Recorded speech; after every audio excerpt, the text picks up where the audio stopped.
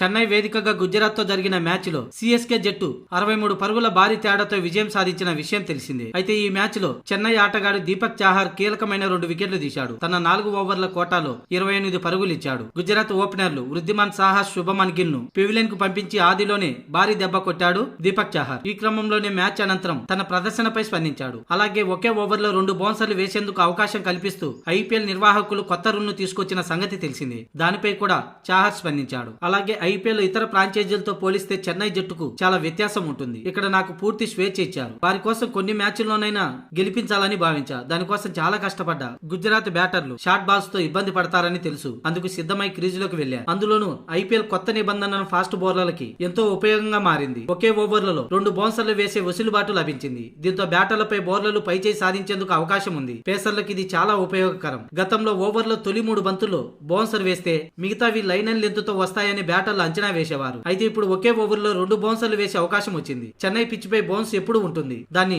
ఉపయోగించుకునే నేను వికెట్లు తీయగలిగానని దీపక్ చాహర్ చెప్పుకొచ్చాడు. ఇక నేను బౌలింగ్ సమయంలో సూచన కోసం అటు ధోనీని ఇటు రుతురాజ్ గైక్వాళ్లలో ఎవరి వైపు చూడాలో తెలియక ఎంతో తికమక పడ్డా. అందుకే ఒక్కొక్కసారి ఇద్దరు వైపు చూస్తూ వారి సలహాలు తీసుకున్నానని, ఇక రుతురాజ్ జట్టును గొప్పగా నడిపిస్తున్నాడని దీపక్ చాహర్ తెలిపాడు.